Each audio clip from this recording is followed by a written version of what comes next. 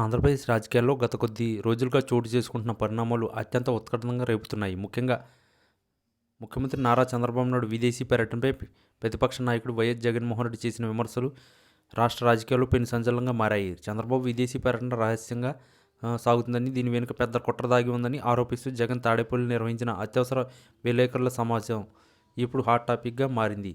ఈ సమావేశానికి సంబంధించి సోషల్ మీడియా మరియు వివిధ రాజకీయ వర్గాల్లో ప్రచారంలో ఉన్న అంశాలు, అందులోని వాస్తవాలను ఒక్కసారి విశ్లేషిస్తే పలు ఆసక్తికర విషయాలు వెలుగులోకి వస్తాయి.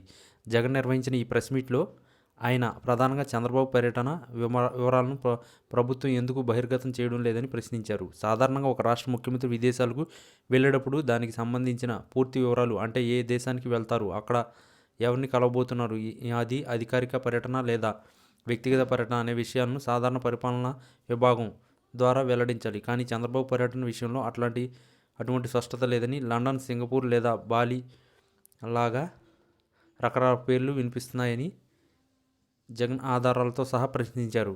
పారదర్శకత గురించి మాట్లాడే చంద్రబాబు తన పర్యటనను ఎంత గోప్యంగా ఎందుకు ఉంచుతున్నారనేది జగన్ సంధించిన ప్రధాన ప్రశ్న.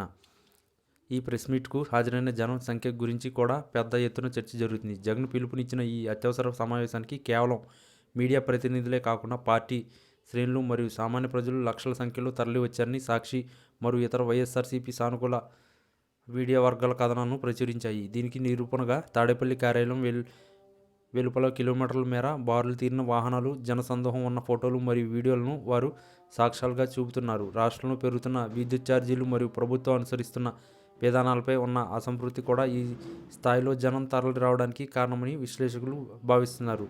మరోవైపు చంద్రబాబు తన పర్యటనలో కూడా పాలనపై సమీక్షలు నిర్వహిస్తున్నారని, ముఖ్యంగా కొత్త పట్టాదారులు పాసు పుస్తకాలు పంపిణీపై వీడియో కాన్ఫరెన్స్ నిర్వహించాలని టీడీపీ వర్గాలు కౌంటర్ ఇస్తున్నాయి. అయితే జగన్ మాత్రం గతంలో తన లండన్ పర్యటనపై టీడీపీ చేసిన విమర్శలను గుర్తు చేస్తూ ఇప్పుడు చంద్రబాబు చేస్తున్న రహస్య పర్యటనలపై ఎందుకు మౌనం ఉన్నారని ఎద్దేవా చేశారు. ముఖ్యమంత్రి విదేశాలకు వెళ్ళి ఏం చేస్తారో తెలుసుకునే హక్కు ప్రజలకు ఉందని, దీనిపై ప్రభుత్వ శ్వేతపత్రం విడుదల చేయాలని ఆయన డిమాండ్ చేశారు.